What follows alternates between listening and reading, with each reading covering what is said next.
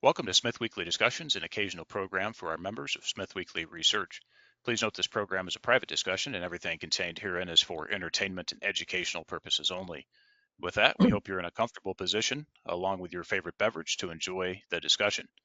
We remind our audience to examine our show notes attached to each of our shows to better understand how our program functions. Before we get into our discussion, we want to say thanks for questions coming from our audience at SmithWeekly, including Cindy W., Craig S., Mark R., Brent S., Paul M., and Kent P. We have a brand new guest on the program today, and one we're pleased to have with us. Dr. Brooke Miller has joined the podcast.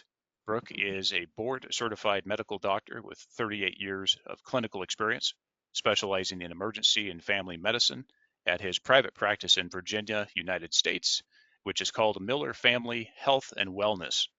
Dr. Miller is also senior fellow at the FLCCC Alliance. Brooke is also a cattleman with his ranch in Virginia, Ginger Hill Angus. You can learn more about Brooke, his work and practice by visiting gingerhillangus.com and also millerfamilyhealthandwellness.com. Dr. Miller, it's a pleasure to have you on the program. Welcome. My pleasure. Thank you for having me, Andrew. Well, Brooke, it's great to have you on and appreciate you taking our invite to come on our program and discuss a few things. Really appreciate that. And as you know, Brooke, SmithWeekly Research and this podcast program are focused on work primarily in the natural resource, energy, and mining industries, which have investment, financial, and related outcomes. And of course, these aspects are important for our members first, as well as our audience. But with that comes the understanding of different angles on the financial and economic consequences as well within these industry. And finally, none of us can really enjoy the work and see through the financial outcomes, hopefully more beneficial than negative, without success on, of course, health and wellness at the end of this overall picture. So there is a relationship here, and I think it's important to understand, just like when we have to look at all aspects of trends in an industry like energy and how quality of energy provides a foundation to enjoy all of these other life benefits that come with it. And so I guess with that premise, Brooke, I'd like to have you start off here by covering a bit on your background and experience, and of course, what work you're doing today. Oh, certainly. Thank you for the introduction. As you said, I'm a board certified family practitioner. My wife and I, own and operate a small private practice in the town of Washington, Virginia. It's called Miller Family Health and Wellness. My background, I grew up in rural America. That's where I currently live. Live in a small town about 70 miles southwest of Washington, D.C., in the Blue Ridge Mountains. It's completely rural. There are no stoplights. There are no fast food restaurants. There are no chain stores. It's pretty much paradise. Growing up, I just distinctly remember my time was spent on the farm or out and about in the county. It was sort of like Huck Finn. Did a lot of fishing, a lot of hunting, a lot of exploring, a lot of mischievous things on the farm. As I grew up, I became enthralled with Angus cattle and breeding Angus cattle and improving Angus cattle. My father and grandfather started our uh, herd of Angus cattle. They're registered Angus cattle. We are a seed stock producer. They started this herd in the late 1950s. I've been involved with it ever since I can remember. Traveled all over the country with my dad and my granddad, investigating genetics and other herds and whatnot. It's been a life passion. I distinctly remember a conversation that I had with my father, probably as a preteen. We used to go out in the evening times in the summer and check the cattle and talk. And he asked me one day, he said, son, what do you want to do when you grow up? And I proudly said, Dad, I want to raise cattle. I want to be a rancher. And he looked at me in all seriousness and he said, well, you better find a damn good job.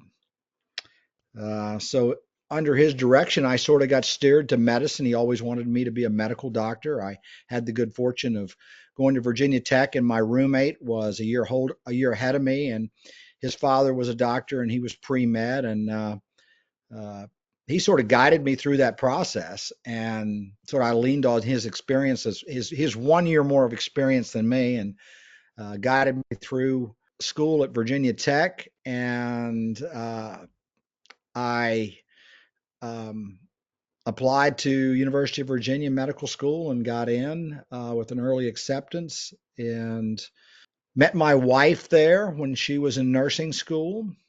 We met in the gym. I've always been very health conscious. Um, then from there went on to do a family practice residency uh, through the Medical College of Virginia in Richmond, Virginia. Spent about 6 years in emergency medicine. Um, then switched over to full-time private family practice.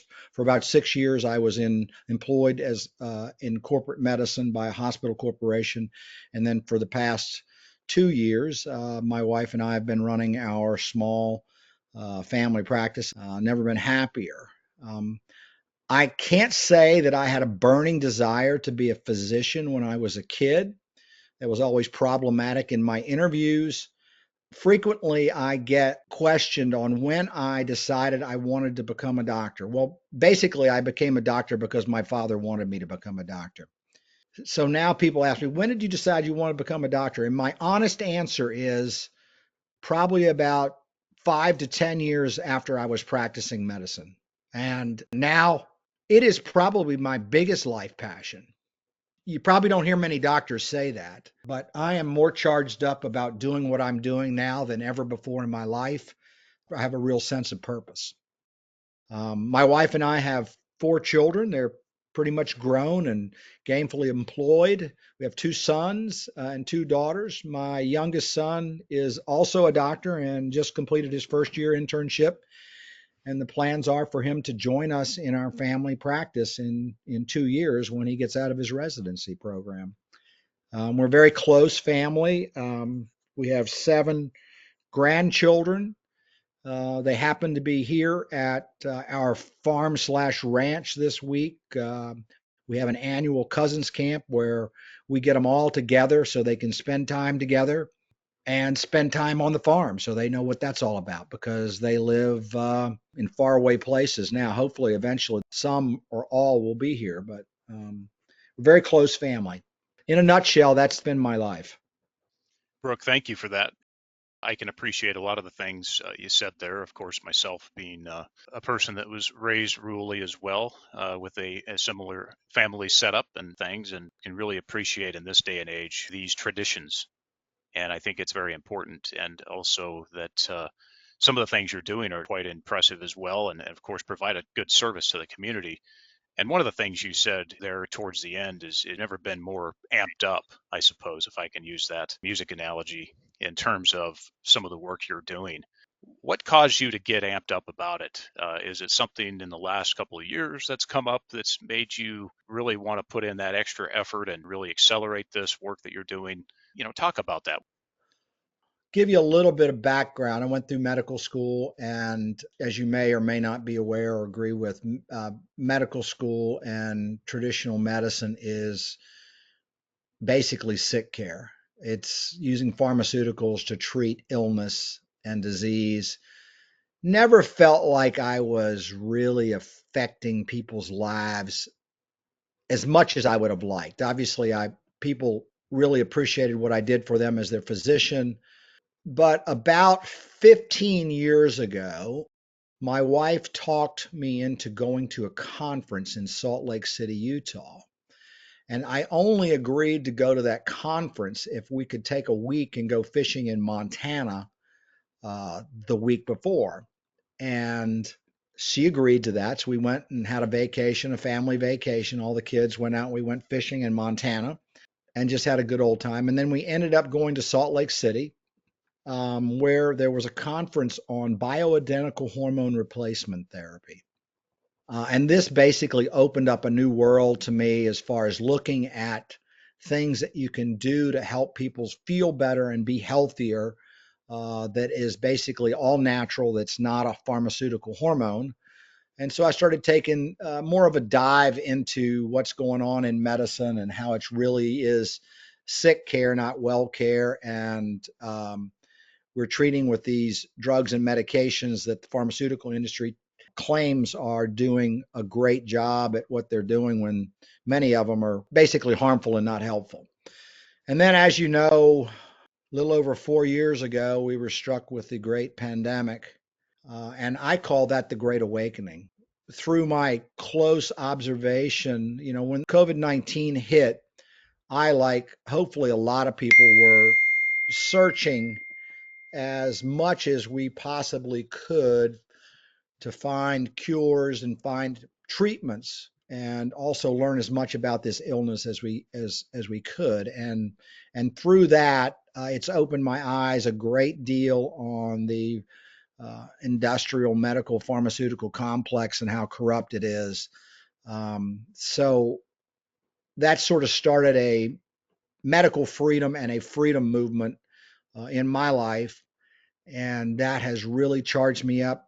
I feel like I actually saved quite a few lives through the pandemic by using early treatment and also trying to educate people about health and wellness. So that's basically my passion now, is health and wellness and freedom, both medical freedom, but freedom for this country and the people in this country, and specifically my children and my grandchildren, because I see so many of the things that have been taken away from us as a society that I enjoyed so much as a little boy, young man, and those freedoms that we took for granted are no longer afforded to my children and my grandchildren. So that's been my passion. I'm becoming more politically active and more of a constitutionalist about what I think our founding fathers intended when they wrote the Constitution and when we separated from England. So that's what I've become passionate about: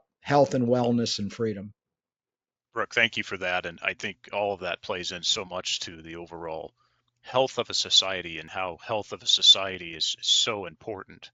We're obviously in an age here with a very mature country that has gone on for some 268 years roughly, and just that overall system that's in place and what has become. And one of the things you said there earlier on in your comments was that the medical system, or the industry, I suppose, is really consolidated down, and it's almost down to like a textbook format where you look up in the textbook and it tells you the instructions on what to do. You have this system of basically treat but never heal, and you keep them coming back for more. Talk You about that know, in terms of just how you look at that. that's quite ironic, because when I was in medical school and didn't know squat about medicine, had no experience, just was learning from the textbooks and the lectures and, you know, and from the residents and the attendings, I thought that would be a great way to practice medicine. You just punch something in and then you get the answer. And oh boy, I was so off base. Several years ago, I don't know how many years ago, it's been decades ago, someone coined the term evidence-based medicine. And evidence-based medicine has morphed into a group of centrally controlling entities, the board of this, the board of that, or the American Heart Association, or this, and they come down with these protocols and this cookbook, textbook way you treat things. And that is just wrong. Everybody is different. And the other thing is evidence-based medicine is dominated by the pharmaceutical industry, and the pharmaceutical industry dominates the medical schools, the journals, because they fund everything, and nobody wants to lose funding. They fund research, they fund the medical schools and the curriculums, um, they fund the medical journals. Articles that are adverse to the pharmaceutical industrial complex bottom line are retracted or not published or somehow discredited. And medicine really truly is an art. But unfortunately, the so called evidence based medicine is dominated by propaganda, financial gain of the pharmaceutical industry, as opposed to what is best for patient health and wellness. And in truth, evidence-based medicine is not what we're practicing when all the time when you hear evidence-based medicine in clinical practice today. And that's one of the reasons why I'm so excited to be a part of the FLCCC, because we're a group of physicians and interested parties worldwide that have seen through the psyops and the propaganda. We're starting an organization to amplify truth and uncensored medicine, and medicine that is not biased or corrupted by profit. I'm very excited to be a part of this organization and be associated with the physicians and people that run this organization. Thank you for that, Brooke. I was off in my years. It's actually 248 years. So I was off by a score. Yeah, I think on what you said there, it's interesting because, well, who provides the textbooks? Well, we provide those textbooks. The industry at the top, the few consolidated pharmaceutical companies at the top, well, we own those textbooks. Well, who gives you the lab coat? Well, we give you the lab coat. Well, who gives you the teacher? Well, we give you the teacher. Everything, the books, the pencils, all of it. In exchange, of course, you'll promote our products and you'll lead with our products. And it's really, really sad to see that system because it's in a field, Brooke, that it goes back to the original doctor pledge and that doctor patient relationship and the sovereignty that's within that. And you have this system now where it's purely driven on profit. I almost look at like the movie Fugitive with Harrison Ford and some of these references that were included there about the industry and the things that happened, and of course the drive for profit. And one of those other industries, just as a comparable, is obviously the airline industry. That's an industry where quality and safety have to be first and foremost on the list. And unfortunately, because of the industry and the nature of it, profits have to be lower on the tier. It's a very similar situation here, even more so, that you cannot put that first. And just, of course, the falling out the industry's had. And I guess with that, Brooke, of course, I'll take any comments that you have there in a moment. But what are you seeing in your own work today as far as prevailing diseases out there and the underlying systemic causes of those diseases? We are in the midst of a healthcare crisis. We spend probably more than any other developed country in the world treating or in healthcare, and one of the reasons is that we have such a sick population with chronic diseases. The other thing is that the pharmaceutical industry, drugs and medications are far more expensive here in this country, and that we use many more of these pharmaceutical medications than is done in other countries. And we have great sick care. We have great, if you have a heart attack, you need bypass surgery, you need a tumor taken out, we have great sick care. But what we don't have is good health and wellness because of the misinformation that is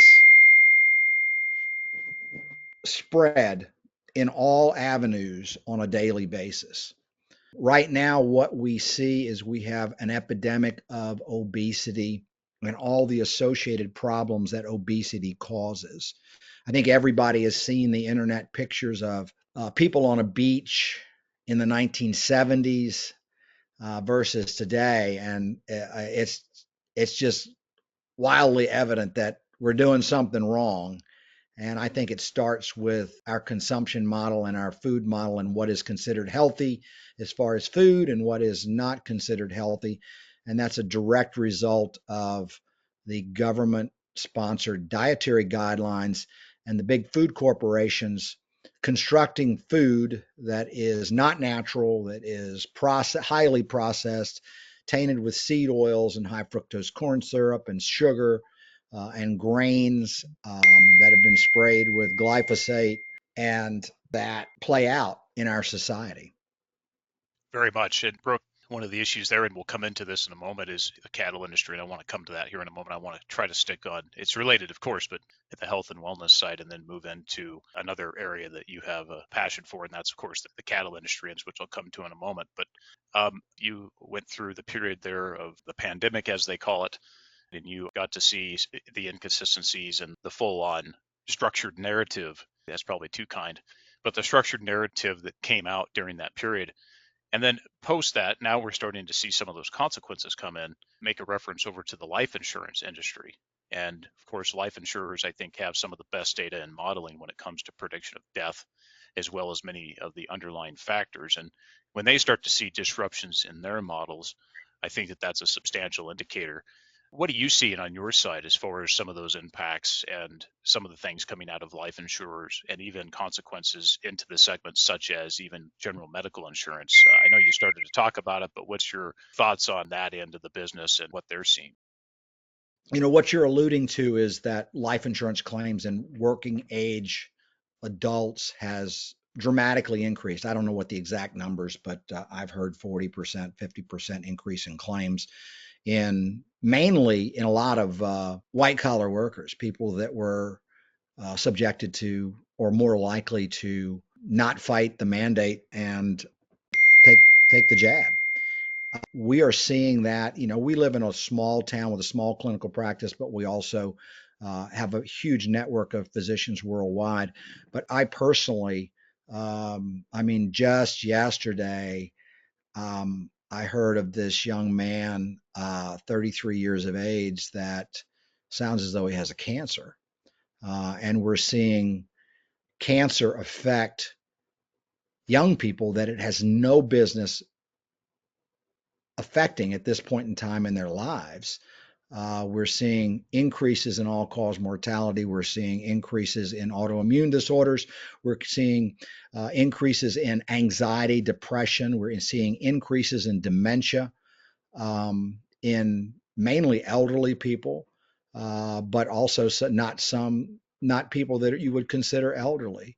Myocarditis. I have a patient who is a firefighter. He was under a mandate. He took his initial rounds of COVID mRNA vaccines, goes in for a routine cardiac evaluation, has an ejection fraction of 40%, with a normal ejection fraction being 60 to 65%. Basically, he's in heart failure. Did some testing. He had some scarring of his heart muscles. He obviously was a patient who had subclinical myocarditis, uh, who now is going to be affected for the rest of his life because he has a scarred, damaged heart. Is he doing well? Yeah, he's doing well, but not as well as he would be if he had never had myocarditis, which high chance that it was caused by the vaccines that were mandated. And this is over and over and over again. You see young people have myocardial infarctions. My son-in-law's father had a myocardial infarction after receiving the injection of the jab, and he's convinced that it was caused by accelerated atherosclerosis caused by the inflammation from the spike protein that the jab codes for. The list goes on and on and on. When I first knew something was up, I had a patient who was about my age, maybe middle 60s, very healthy, treating for hypertension, well controlled hypertension, no other problems. He went out and got his first shot. I don't know whether he got the Pfizer or Moderna shot. And 9 days later, he had not one, but two embolic strokes. An embolic stroke is where a blood clot forms and travels to the brain. And we studied him thoroughly. Usually, you can figure out why someone has an embolic stroke, why they develop the blood clot, whether it's a structural heart abnormality or a heart arrhythmia. We studied his vasculature. He had no blockages in his vasculature as far as atherosclerosis. He had no cardiac arrhythmia problems, no structural heart problems. It was obvious that he formed a clot or formed two separate clots and went to two separate areas of his brain, causing a stroke 9 days after his vaccination. This is a story that's other physicians who are awake could repeat over and over and over again. So that's what I'm seeing now as a result of this mRNA injection, which, in my opinion, should be removed from the market. Very unsettling here, and it's not just it's just not a one-off event. It's becoming more and more frequent, which is also terrible. And the people that have been impacted from this is absolutely terrible. And yet the group that's caught in the middle here is also very interesting because there was a lot of people, good people, and I know a lot of friends and family who basically on faith took the first release of these. And a lot of people have reversed course and gone the other direction and said, you know what, I was misled here. I was sold a lie, and I went ahead and proceeded with this, and without real understanding. And of course, that comes back to the delivery of that understanding, which is a terrible thing that was propagated. The delivery was false at the beginning. What are the consequences of that? Of course. And so you have this big group people that have realized this, they've changed their course, and then there's people that also have not, and they've stood their course because of the industry that it's created, Brooke. If you're getting a paycheck from that newly created industry, then obviously you're going to support. And then, of course, you're going to support anyway, because a lot of people inherently in their nature, for the most part, even if they're wrong and they're proven wrong, they still hold their position. One of the things about a research business, or even you as a doctor, is there's always new data to evaluate. And of course, your opinions can change with the backup of data and the research. And so for us also is, I remember a case back in the Western United States, the Northwest, where a government contract required at a certain period, I believe it was in 2021, that basically you, in order to have this contract, you had to be a police essentially, where if you had a guy that was delivering concrete, Brooke, to a job site, or a guy delivering coffee and donuts to a job site, or a guy coming to pump the sandy can, the temporary toilet facility at the job site, that we as contractor had to police whether or not these people were compliant when they showed up on the job site. And let's just give some more context. We're talking in the middle of a rural forest on a rural highway that's either a gravel road or a paved road if you're lucky. And so it's not like there's any interaction with a lot of people, because you're out in the middle of nowhere, probably a good 2 hours from the nearest town and gas station. Long story short, the relationship was ended over decades and terminated because of this requirement. And it was just this simple requirement for people to say, enough, we're not doing it. Go find somebody else to do your work. And so, interested period of time. And so, it's always good to get your feedback as a doctor on the front line here, and also now on the essentially at the post of this, and the things that you're seeing propagate throughout your patients. And then, of course, a lot of the other things that we're seeing out there. Yeah, a couple of things ran through my mind. Just give you my mindset at the beginning of the pandemic. I knew this was an experimental technology that had never been used before in the history of mankind. I knew that they came out with the vaccine in quote warp speed, which some people looked as good. I looked as bad because you probably skipped a lot of health and wellness and safety protocols. And I always suspected that there would be some downside, but I never suspected that there would be as much downside as what there actually has turned out to be. This technology is bad for multiple reasons, but without getting too much into the weeds, I will just say that one of the reasons that it's so bad is that we were fed a lie. Everybody was fed a lie. They first said that the mRNA would be injected in your arm, it wouldn't go anywhere. Well, that was a lie because they encapsulated it in something called a lipid nanoparticle, which is a vehicle that would carry it to could potentially carry it to every cell in the body, every organ in the body. So that was a lie. That was also why we're seeing such a diverse range of adverse events. The other lie was it would be gone within a couple of days. Well, they put in a little molecule called pseudouridine into the mRNA, and it makes it resistant to the body's breakdown. And so when you have an acute COVID infection, you have a viral infection that lasts for several days to a week, and then the body clears it, and you're no longer being exposed to the toxic virus. Well, this is the gift that keeps on giving in every organ in the body. Your body continues to produce spike protein because the mRNA is persistent, and your body is continually attacked by this pathogenic, destructive, inflammatory spike protein that does so many different things on multiple levels. But that's why these vaccine injuries are so severe and so hard to treat. Physicians were fed a lie. The general public was fed a lie. It basically was out and out fraud because they told us, as you can remember, they told us if you take this shot, you won't get COVID and you will not spread COVID. Well, I think some people probably took the shot just mainly because they were concerned about spreading it to other people. And that turned out to be a complete lie because they never even tested the vaccine for prevention of infection or spread of infection. So that's just a little sidebar that I wanted to add there as far as in my mind, what it has done to me, it has completely made it so I have no confidence in our public health officials.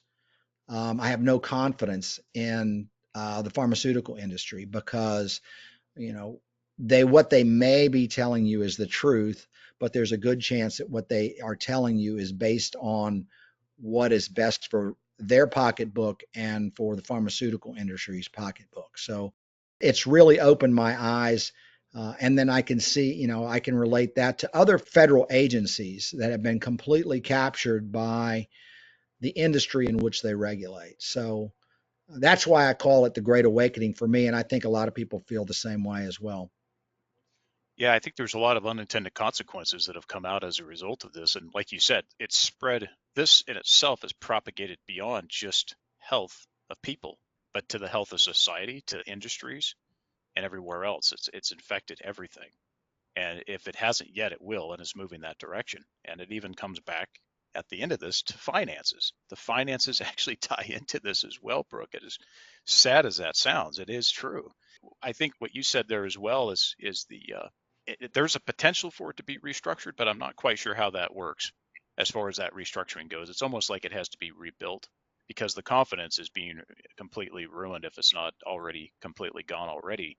It's almost like during that period that there was this peer pressure, and I almost liken it to like a high school setting, right? Like where you're in your group of friends and someone pulls out a pack of cigarettes and lights up, and it's almost like, yeah, well, peer pressure. I need to fit in, so I need to go ahead and take a drag off of one of those cigs with everybody else.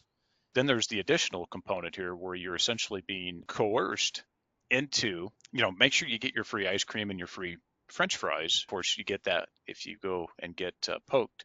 It's just sad. It's absolutely ridiculous, Brooke. And so just looking back at this, and I think as people saw these patterns and they saw, the various payments, they saw that the fact that everybody was, I guess, brought into this, whether you were being paid to promote something, you're paid to actually perform these acts, whether it was a government official that was paid and greased, what have you. I think that happened pretty clearly throughout this, but also that people started to establish patterns because initially for myself, I didn't know what was happening in the initial couple months of this. Once people started to see the patterns, they started to see people expand and propagate that narrative. You started to be able to poke holes in it and sort out, hey, this is absolutely not correct.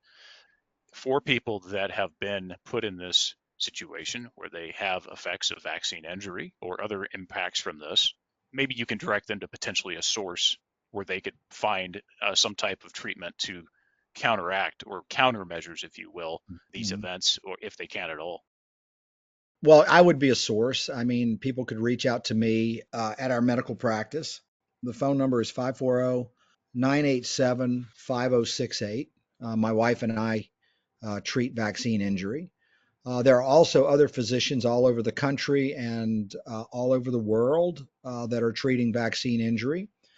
And one good source would be the FLCCC, www.flccc.net website. There are, I guess I don't know how many physicians are in our organization now, but we're spread throughout the world, and there these people are keenly aware of what's going on and are very adept at treating long COVID and vaccine injury, as well as other issues that the pharmaceutical industry has dominated, and a lot of physicians are not paying attention to alternative treatments that actually work that don't benefit the pharmaceutical industry. Let's move into first onto the food topic, which is a little bit expansive here, but first the conditions in the cattle business and the beef industry, Brooke. Obviously, this is a place that you're do a lot of work in and something that's very near to your heart. But talk about the industry broadly first, as I'm sure we have some folks in the audience that, of course, have been or involved with futures trading, cattle trades, agricultural product trades in the financial markets. Just talk broadly about that, and then we'll drill down into some of the issues surrounding policy and import, export, and so forth. But just talk about how you see the industry today. Our food system and our cattle industry specifically is dominated by multinational mega corporations slash monopolies. There are four main packing companies that are multinational, two of them Brazilian owned. Tyson Foods is heavily invested with by China, and then you have Cargill in the United States. And they control 85% of the protein market worldwide. It's basically a monopoly, and they have captured our lawmakers and federal bureaucracy. And it is causing a national security crisis in this country because we are seeing farmers and ranchers go out of business on a daily basis. You're seeing older farmers and ranchers retiring, and the next generation sees what's going on and sees all the hard work and sees the lack of profit, and they're not doing it. Currently, our national cow herd is smaller than it's been since 1949. We are a net importing country of food or as beef right now. We import more than we export, and we could feed. We could feed the world. We have the best genetics. We have the best ranchers in the whole world, and we could feed the world if they would allow us to be profitable. But because there is such a bottleneck at the packing industry, when you go from the fed cattle industry to the packing industry, when those cattle change hands, you have four corporations that are bidding. Well, they're not bidding. They're basically telling you what they're going to pay you for those animals. And then they charge what they want to the consumers. COVID-19 was really magnified this problem when we saw several packing plants being shut down temporarily because workers came down with COVID. And the packing industry used this to their advantage. They created panic through the markets. They told cattle feeders that they had no room to take their cattle and couldn't kill the cattle. They told retailers they were having a shortage of beef. We did see shortage of beef at the grocery store. We did not have a shortage of cattle in this country. And because we were so concentrated in our packing industry, reliant on these mega packers for the supply food chain, it broke. We saw producer prices plummet, and we saw consumer prices shoot through the roof. And these packing companies own these animals for maybe a week from slaughter to when they send it off to the wholesalers and retailers. And they slaughter hundreds of thousands of animals a day. And there were reports of them making between $1,000 and $2,000 per head during that time frame. That's just unconscionable. Whereas producers were and are continue to go out of business. Currently, we have a shortage of cattle in this country relative to what the nation needs. And I see it as a national security crisis, just like we outsourced our manufacturing to China many years ago and Mexico. We outsourced our energy now. We're not energy independent. We need to be energy independent, manufacturing independent, and food independent. Absolutely, Brooke. I agree. And this is absolutely, some people would scratch their head and say, oh, how is it national security concern? Pretty straightforward that it's a national security concern because it has to do with food, and it also has to do with the suppression of domestic industry to the point where it's going to disappear. And I think that's part of it. Obviously, we haven't seen any assistance, Section 232 trade petitions and these types of things.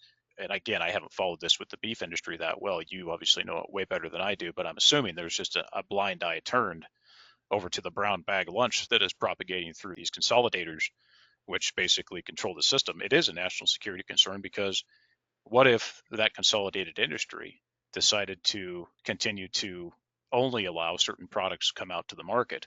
That gets into other things like lab grown meats, the attack on cattle, the attack because these animals produce too much CO2, which is funny. The supposed footprint of these animals, which is a whole different can of worms we could potentially open here if you want to, but it's absolutely a farce. and that's a concern because of what we talked about prior. You started to talk about was the food system and the consolidation of the food system, and then basically these industries deciding to allow the propagation of certain chemicals and different types of processes that are unproven and untested into the food system. And it doesn't appear that the regulators appear to care about any of it. And so it's a huge concern, and it's completely suppressive. So what do you think, Brooke, would be potential solutions here other than outright restructuring or, well, absolutely cleaning the table, I guess, off and then restarting? What do you think are some of the things that people can do here to get involved? And then also, what would you suggest if there was a regulator listening as far as policy changes to make sure that we support independence with respect to these industries? Thank you for that question. I could talk all day on this. I hope I don't bore you guys. First of all, right now, under the current structure, what I would recommend is visiting a website called thebeefinitiative.com. This is a network of farmers and ranchers all across the country that provide food for their communities and even reaching out further. So basically, shake a rancher's hand, get to know a rancher, um, find an alternative source other than the industrial food complex for your food, but try to buy as much locally as you absolutely can. And I think it'll be healthier, it'll be better tasting, and in the long run, you'll be supporting the local rural economy, which in the long run will benefit everyone because we'll ensure that there are good, healthy food sources for generations to come. So that's beefinitiative.com. There are ranchers listed on that website that sell directly to consumers and bypass the packers and the industrial food complex. From a regulatory standpoint, unfortunately, the packing industry has captured the regulators. I think a very famous statement that was made by Earl Butz, and he was Secretary of Agriculture. It was, several decades ago. And his motto was get big or get out. I would love it if our United States Department of Agriculture would be supportive of a more regionalized, localized food system. I think that would be more resilient, but unfortunately, they're not. They're captured. Our Department of Justice has allowed mergers and acquisitions to occur, and the Brazilian government was bribed to allow JBS to become the largest packing company in the world. They used government loans and payoffs. They actually, two of the Batistas who started the organization spent time in prison because of bribes and bribery, but they continue to operate. So the long and the short of it is, if I could wave a magic wand and encourage our government to make a change in policy, the first thing that I would do would be to have them break up the monopolies like they did Standard Oil in 1929. I think that's the only long-term solution, is to break up monopolies and have more of a true free market economy. And we don't have a true free market economy in any of the food industry. So that would be the big thing. Smaller things. I mean, how do you regulate these monopolies? Well, one thing is there's something called country of origin labeling. And years ago, Congress passed a law that said any of the beef or pork that you buy in the grocery store had to be accurately labeled as to where it was born, raised, and processed. Mandatory country of origin labeling. Well, the big packers and our own trade association, the National Cattlemen's Beef Association, squawked and stomped and fought this. They eventually were able to get Mexico and Canada to file a lawsuit with the World Trade Organization saying that this was anti-competitive and harming the markets of Mexico and Canada. And this was presided over by a Mexican judge. Basically, the Mexican judge said that it was anti-competitive based on our North American Free Trade Agreement, and he awarded retaliatory tariffs to those countries in the billions of dollars. Our Congress immediately folded and panicked and repealed the mandatory country of origin labeling law.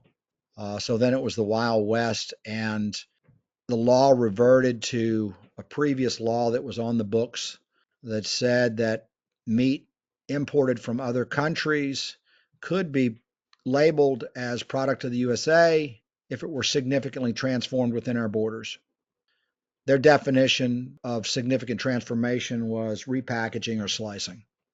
So then we were left with a situation where the American rancher could no longer accurately identify his product.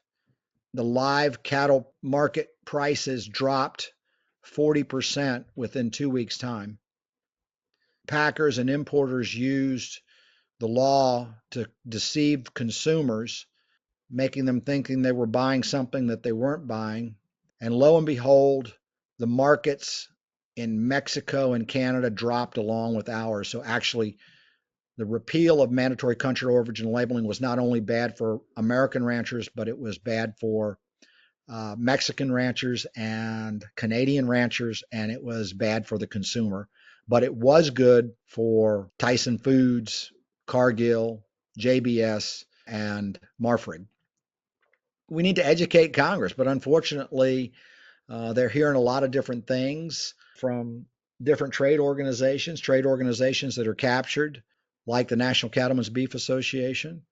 I'm the immediate past president for the United States Cattlemen's Association, and we are truly a producer only organization, whereas the National Cattlemen's Beef Association is an organization that allegedly represents cattle producers and ranchers all over the country, but what they really represent is the interest of the big packers and the corporate feedlots that have sweetheart deals.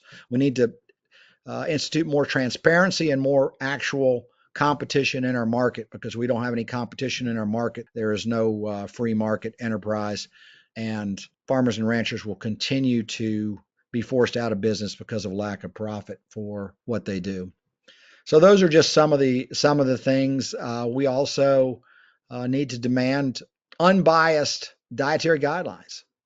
Dietary guidelines are also the Dietary Guidelines Council. Most of them have a conflict of interest, and that's one of the real root problems that I see with health and wellness in this country is the dietary guidelines.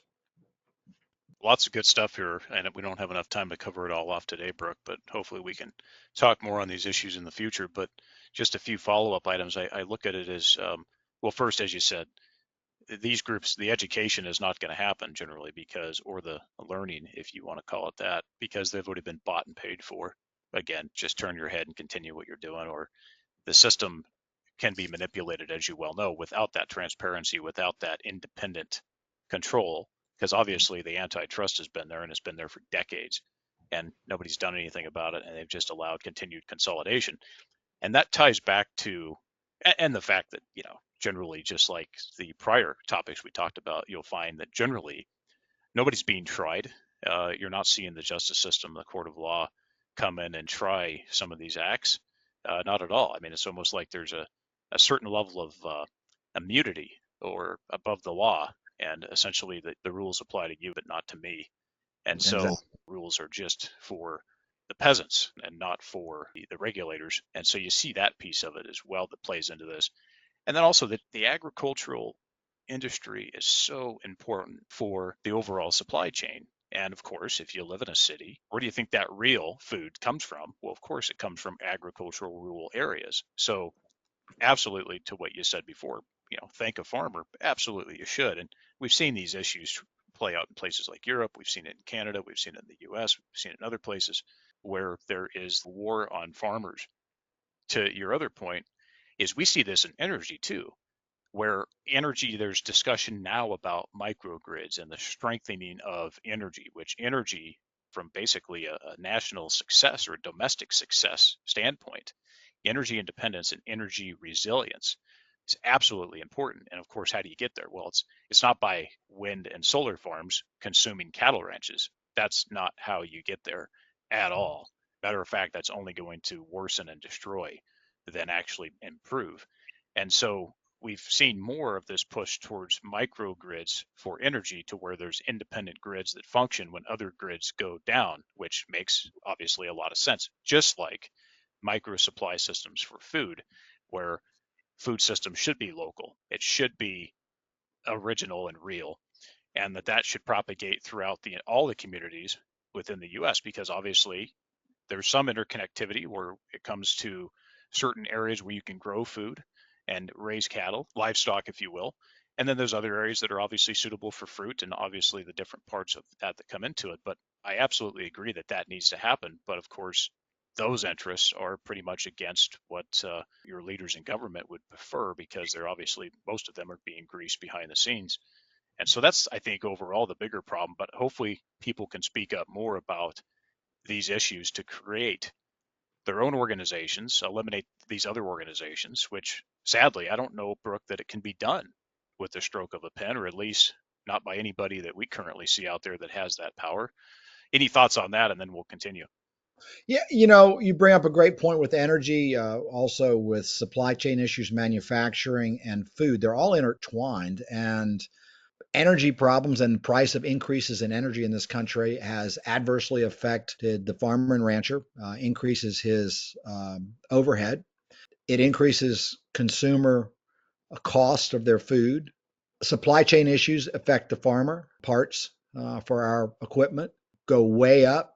So it increases everything, and it's bad for the American person and basically for everybody throughout the world. And we definitely need to be energy independent, supply chain manufacturing independent, and food independent. It's interesting how they do this, and they have to instill fear. There's a war on the American rancher. We talk about a war on the American rancher, war on cattle. It's really a war on the people because they want to control everything. That's what this centralized global effort is total control for the oligarchs, the multi gazillion billionaires who basically are sociopaths, and they think that they know best for everybody else and they should control everything. And they use climate change. They use the fear in the general public that cattle are ruining the environment. I mean, how ludicrous is that? Why is it that cattle are ruining the environment? Currently, they're trying to make H5N1 a big crisis, and they're destroying millions of chickens all over the country because they've been exposed to bird flu. Well, how is bird flu spread? It's spread by wild animals, by migratory birds. They're not destroying them. Why are they destroying chickens and not? And I'm not calling for the destruction of migratory birds. I'm just saying that you can see how ridiculous their solutions are. Rather than develop a strain of chickens that are resistant to, and a lot of these chickens would survive and develop a natural immunity. And if you reproduce those chickens, you're going to have a group of chickens that are resilient and are not going to succumb to disease. And the same thing with the cattle. They're trying to reduce cattle production in the United States, and they're using climate change to try to instill fear and to get everybody to do it. And it's not about the climate. It's about control of the food system, because if they can control the food system, they can control people's behavior. And if you have a bunch of farmers and ranchers out here that are very independent people feeding their communities, they're going to be less controllable. And the same thing with energy. They want to control energy, and they want to control the supply chain. And it's all about fear and creating fear. But people should be really paying close attention to see what is really going on. When they talk about racism, they're trying to distract people from what they're doing. They really, it's all a distraction to get their eye off what is really going on in this world and what these sociopaths are trying to do. I think you just whacked it out of the park there for everybody to really understand that it all boils down to this control narrative and this supposed equality narrative. And what's funny about equality is it's a very simple matter. We all have different colors of eyes. We all have different colors of skin. We all have different colors of hair. Some people are older. Some people are younger. Some people are larger. Some people are taller. How do you get that one solved? It's just the answer is no, and you can't. And of course, people having good arguments and good debate that are backed up by real facts, experience, not just people that are making policy with zero real life experience. The attack on cattle and the attack on animals is absolutely crazy because they are absolutely part of the ecosystem. They're part of the environment and atmosphere and everything else. They're part of that, just like an oil and gas deposit is, just like our use and our impacts. It all plays a role. And a lot of these things people yet cannot understand or don't have the capability or the context to be able to understand it. All of us want to have clean air, but it's not CO2 that makes up the dirty air. Very good topics here that you brought up and very good points about the control narrative and how it's propagated. It absolutely, if you spend some time on this, there's a lot of head scratching here as far as, boy, this does not look right and it definitely does not smell right, and all the others as well. Brooke, I think one of the other things I wanted to add here as we start to wrap up, maybe if you could here, just give folks listening in where you can. Of course, this is a wide demographic here, and we're asking for a little bit of a freebie here from you, Brooke, but maybe any advice, any easy to apply advice for them, suggestions or a tip or two on the health side, health and wellness side, that they could maybe apply to their own health and wellness. Yeah, I want to make one other point and then I'll get into that if that's okay. I hope it's okay. I want everybody to just apply a test, and this is a free speech and censorship test. If you have the controlling class that says one thing and another group of people, such as us, that say something else, is the controlling class willing to debate and back up their opinion with fact, or do they shout down and censor and find ways to shut people up that have dissenting opinions? And I think that's a real important test. If you are not willing to debate your position and back it up with facts and do it in a public manner, then what you're really doing is you're spreading propaganda and false narratives. If you're not willing to back up what you say and debate someone in public, but if you really intimidate and censor your opposition, I think it's pretty easy to tell who is most likely telling the truth and who is not. So that's just one little point that I want to put out there. As far as everybody's health and wellness, it's pretty simple. It really is. Start doing the basics. What are the basics? Make sure you get a good night's rest and sleep at night. That allows your body to recharge and stimulate something called autophagy, where your body is actually destroying old and worn out and abnormal cells or pathogens or inflammation. Make sure you get out in the sunlight. The sunlight has been wrongly vilified. We need sunlight. It stimulates our mitochondria to produce energy. It helps our brain. It puts us in a better mood, reduces our cortisol and our stress hormones. Exercise. Regular, vigorous exercise is about the best thing you can do from your body on a daily basis. Everybody's lives are so busy now, but I hear often, I don't have time to exercise. I got to do this. I got to do that. You better start making time, just like you make time to have dinner, just like you make time have to go to bed, just how you make time to go to work, just how you make time to watch TV in the evening, if that's something you do. Make time to exercise. But by far and away, the most important thing is to clean up your diet. Start eating a whole food, healthy, whole food diet. What are whole foods? They're single ingredient foods that are made by nature, that are untouched by chemicals, additives, waste products. Specifically, remove sugar and seed oils from your diet, remove processed and ultra processed foods. Everything that the big food corporations put in those processed and ultra processed foods are to make the food taste better, be addictive, and last longer on the shelf life. They have nothing to do with your health and wellness. So clean up your diet. I personally believe strongly in a meat based diet. Fat and cholesterol are completely unjustly vilified. I can go through and talk about this forever if you want to, about the data and what the true data actually shows. But a meat based whole food diet, I think, is the healthiest. Try to do some intermittent fasting. I tell people all the time, look at a hippopotamus and look at a lion. What would you rather look like, a lion or a hippopotamus? A hippopotamus eats a plant-based diet. The lion eats a meat-based diet. So with that, that's pretty much my simple recommendations for people to take charge of their life and take charge of their health and wellness.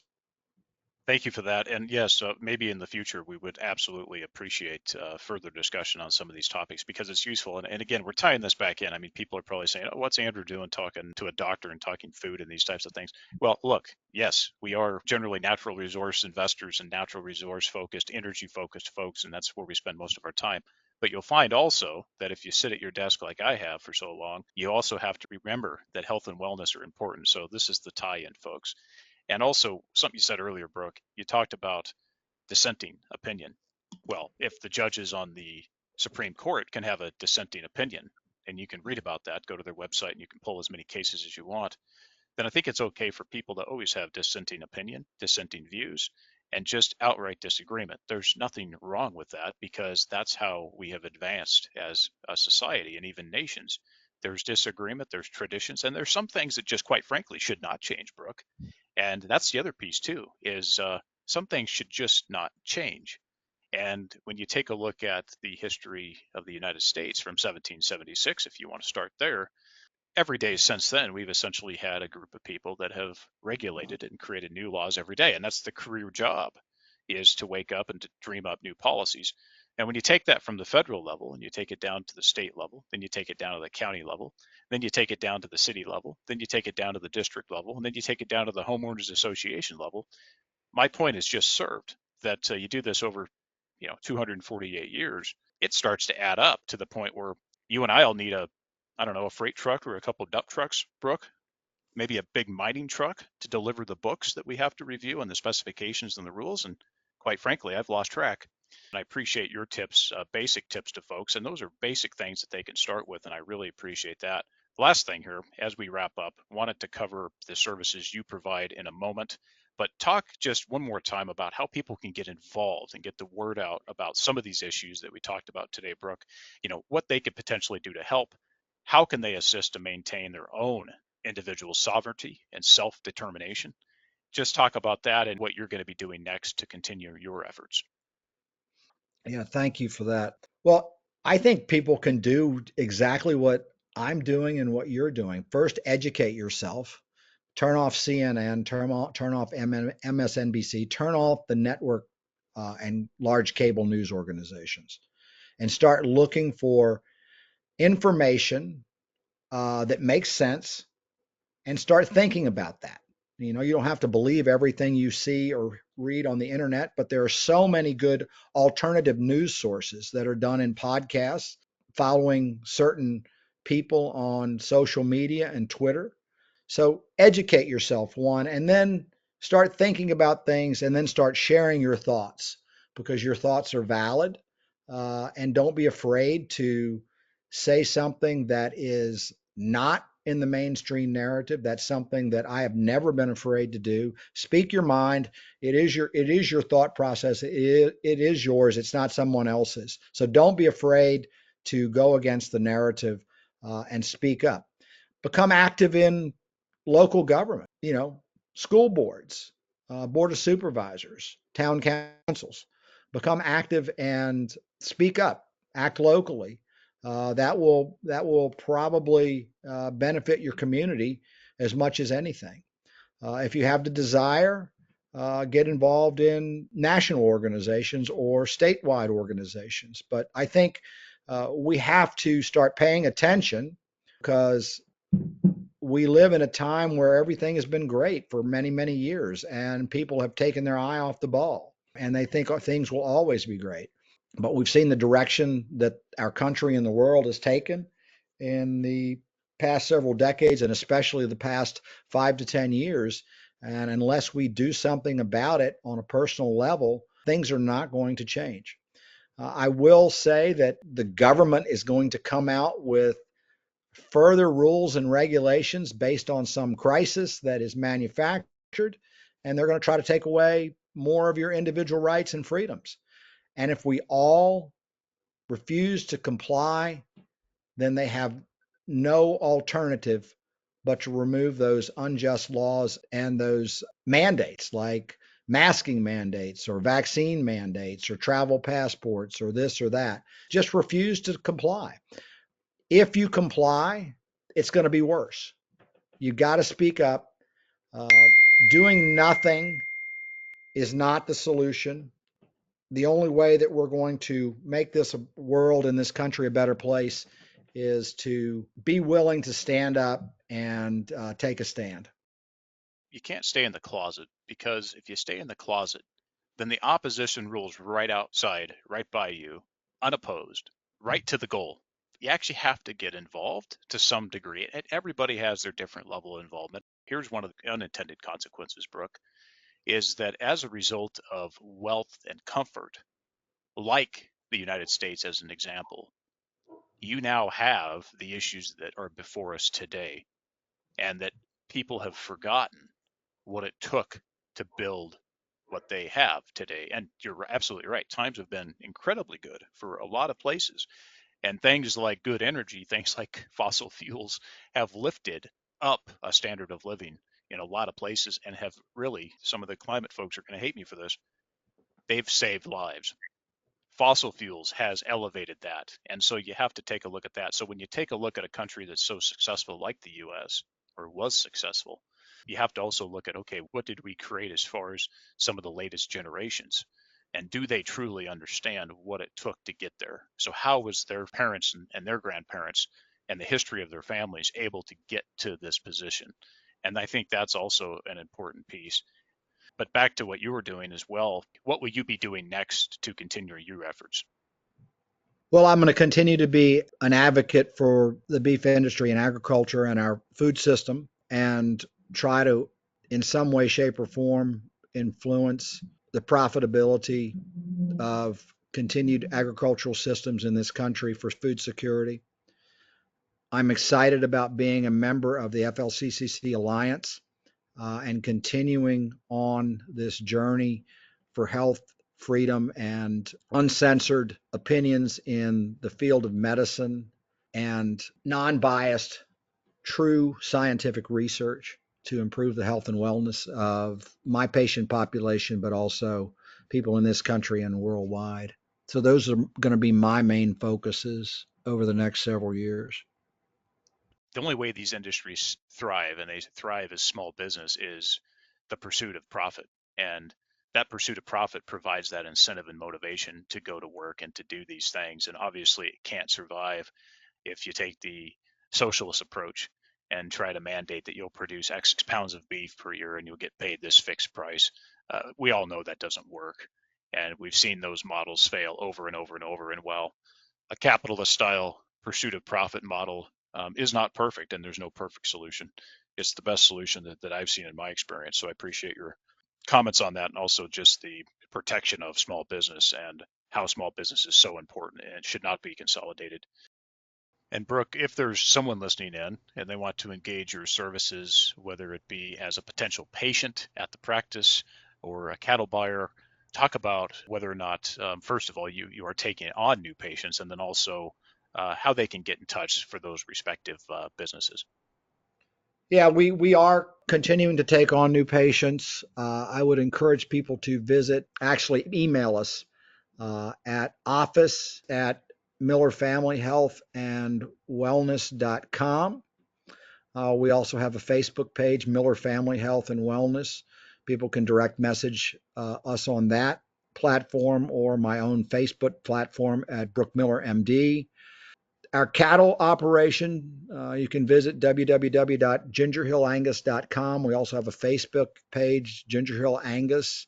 We have an annual production sale every November. This year will be November 16th at the Culpeper Agricultural Enterprises in Culpeper, Virginia, where we'll sell some females with calves at side and some yearling Angus bulls for breeding stock. If you're more interested in the food side, we do sell some animals as food animals, market directly, halves and whole sides of beef. We get it processed here locally. You can also message and get on the list for that as well. Again, you can go to gingerhillangus.com and send us an email, or go on our Facebook page, my personal Facebook page, or the Ginger Hill Angus Facebook page. You can follow us on Instagram at Brooke Miller MD or Ginger Hill Angus on Instagram. You can follow me on Twitter at Brooke Miller MD, Ginger Hill Angus on Twitter. And also, I write a Substack. Occasionally, write. I don't write as much as I'd like because of my busy lifestyle. But Brooke Miller MD at Substack.com. It's the Rancher Doctor newsletter. Lots of sources for the audience. Please do track down some of those sources and some of those channels and feeds coming from Brooke Miller on your respective platforms. So I appreciate all of that there, Brooke. Well, look, why don't we leave it there? We've given quite a bit of time here, and I know you need to get on with your day, and so do I. Look, it's really been good to chat. We hope you'll come back and speak to us again, and we hope the audience enjoyed the discussion, and we look forward to having you back in the future. Thank you. Thank you, Andrew. It was my pleasure being here, and I enjoyed this very, very much.